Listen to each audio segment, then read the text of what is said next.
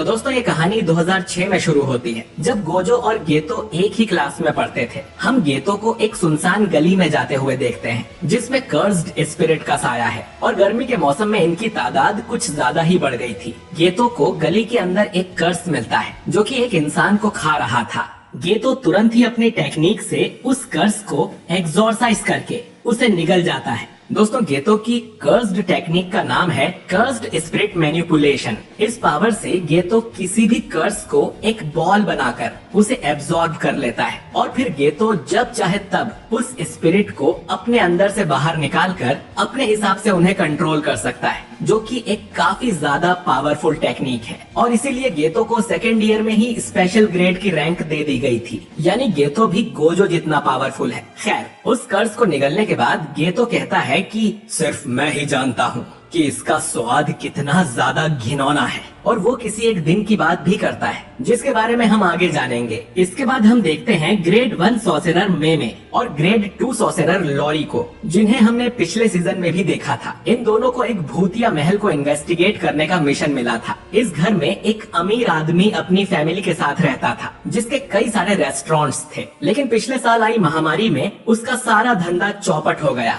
और कर्जे में डूबने की वजह से उसने अपनी फैमिली के साथ खुदकुशी कर ली थी। उसके बाद से ही ये अफवाह फैलने लगी कि वो महल भूतिया है, क्योंकि अब तक इंटरनेट आ गया था। फिर कई सारे स्टूडेंट्स मजे मजे में उस महल के अंदर गए थे, लेकिन वो कभी वापस नहीं लौटे। अब कोई और इसका शिकार ना बने, इसीलिए इन दोनों को वहाँ भेजा जा रहा था। वहाँ पहुँचते ही लॉरी कर्टेन बनाने लगती है। दोस्तों कर्टेन बनाने से आम लोगों को पता नहीं चलता कि यहाँ क्या चल रहा है, लेकिन मैमे उसे मना कर देती है कि इसकी जरूरत नहीं है, क्योंकि कर्स महल के अंदर है, न कि बाहर। अब ये दोनों उस घर के अंदर जाते हैं और देखते हैं कि यहाँ चारों तरफ कचरा पड़ा था। ये सब देख लॉरी थोड़ी डर जाती है। अब मेमे उसे कहती है कि उन दोनों को अलग अलग फ्लोर पर जाकर खोजबीन करनी चाहिए। वो लॉरी को सेकंड फ्लोर पर भेज देती है। लॉरी वहाँ के सारे कमरे चेक करती है, लेकिन उसमें कुछ नहीं मिलता और थोड़ी देर बाद वो एक दूसरे के सामने ही आ जाती हैं, क्योंकि ये सेकंड नहीं बल्कि फर्स्ट फ्लोर ही था। मेमे बताती है कि वो इसी एग्जैक्ट जगह से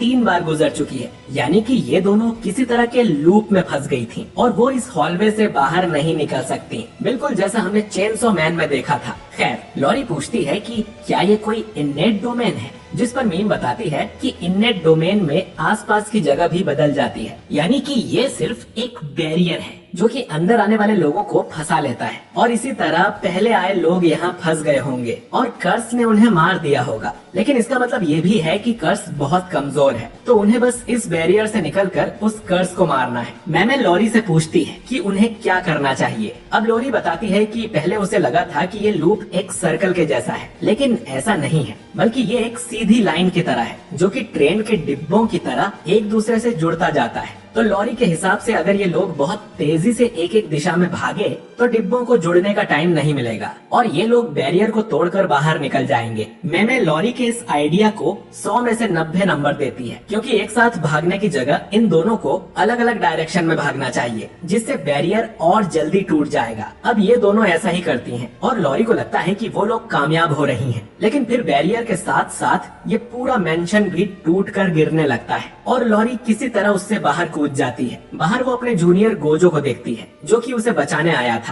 दोस्तों असल में इन दोनों को बैरियर के अंदर टाइम का पता नहीं लग रहा था और ये 2 दिन से वहाँ फंसी हुई थी, इसीलिए गोजो और गेतो को इन्हें बचाने यहाँ भेजा गया है। गोजो लॉरी का मजाक उड़ाते हुए कहता है कि रोना बंद करो, अब मैं आ गया हूँ। जो सुन लॉरी गुस्सा हो जाती है और तभी इस महल का कर्स इसके पीछे प्रकट होता है, जिसके लिए गेतो एक बड़ा सा कर्स बाहर निकालता है, जो कि उस कर्स को अपने मुंह में भर लेता है ताकि बाद में गेतो उसे भी एब्जॉर्ब कर सके। फिर गेतो भी लॉरी का मजाक उड़ाते हुए कहता है कि गोजो कमजोरों का मजाक मत उड़ाओ, जिससे लॉरी और ज्यादा गुस्सा हो जाती है। लेकिन यहाँ एक तीसरी स्टूडेंट भी आई हुई थी, जिसे देख लॉरी खुश हो जाती है। ये स्टूडेंट शोको है और इसे भी हमने सीजन 1 में देखा था। लॉरी शोको से कहती है कि तुम इन दोनों की तरह बदतमीज मत बन जाना। मैमे को रियलाइज होता है कि वो दोनों 2 दिन से अंदर थी, तो वो इसकी एक्स्ट्रा फीस चार्ज कर सकती हैं। फिर वो गोजो से पूछती हैं कि उन लोगों ने कर्टेन को बना दिया था ना। जो सुन गोजो, गेतो और शोको चुप ही रह जाते हैं, क्योंकि वो तीनों ही कर्टेन लगाना भूल गए थे। इसके बाद सभी लोग जुजुत्सु हाई में लौट आते हैं, जहाँ पर इन्हें अपने टीचर यागा से डांट पड़ती है, जो कि आगे चलकर इस स्कूल के प्रिंसिपल बनते हैं। खैर, उन्हें पता चलता है कि वो गोजो था जो कर्टेन लगाना भूल गया था, जिसके लिए उसे सजा मिलती है। अब ये तीनों स्पोर्ट्स रूम में जाकर बास्केटबॉल खेलने लगते हैं। गोजो पूछता है कि हमें कर्टेन लगाने की जरूरत ही क्या है, जबकि आम लोग ना तो कर्ज को देख सकते हैं और ना ही कर्ज्ड टेक्निक्स को। गोजो ये भी कहता है कि कमजोर लोगों को बचाना काफी थकाने वाला काम है, जिस पर गेतो बोलता है कि जुजुत्सु सोर्सरर का काम ही यही है कि वो आम लोगों की रक्षा करे। गोजो गेतो के आदर्शों का मजाक उड़ाता है, जिससे दोनों में टेंशन बढ़ने लगती है और ये देख शोको यहाँ से निकल जाती है। अब गेतो गोजो से लड़ने के लिए एक कर्ज को बाहर निकालता है और उससे कहता है कि चलो ये मामला बाहर चलकर निपटाते हैं। लेकिन तभी टीचर यागा यहाँ आ जाता है, जिसे देख ये दोनों दिखावा करते हैं कि वो तो बस कसरत कर रहे थे। यागा बताता है कि वो इन दोनों को एक नए मिशन पर भेज रहा है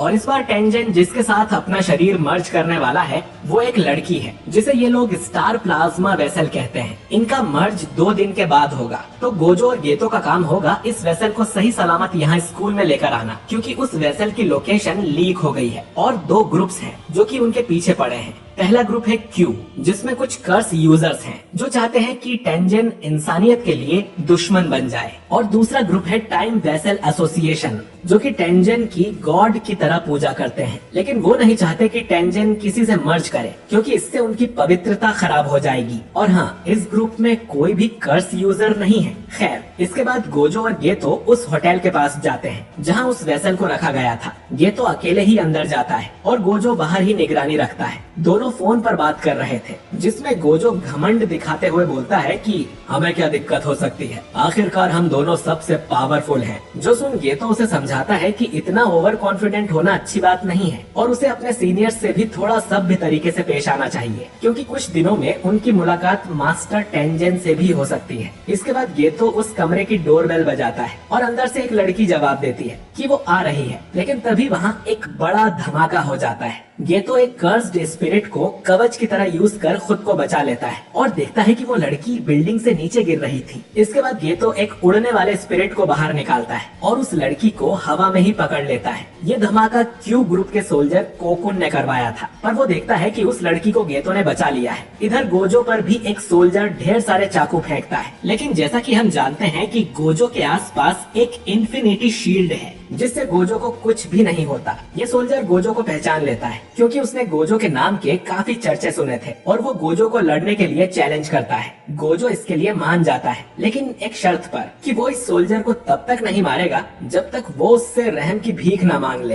पास ही की एक बिल्डिंग में हम 2 लोगों को बात करते हुए देखते हैं। इनमें एक आदमी कॉन्ग बताता है कि उनके ग्रुप टाइम वेसल एसोसिएशन में कोई कर्स यूजर नहीं है जो जुजुत्सु सोर्सरर से लड़ सके, लेकिन उनके ग्रुप के पास पैसा बहुत सारा है और इसीलिए उन्होंने एक कॉन्ट्रैक्ट किलर को हायर किया था उस लड़की को मारने के लिए। कॉन्ग इस किलर को जेनिन नाम से बुलाता है। ये किलर कहता है कि अब उसका नाम जेनिन नहीं है बल्कि फुशिगिरो है और वो उनका ये काम जरूर कर देगा। और ये एपिसोड यहीं पर खत्म हो जाता है।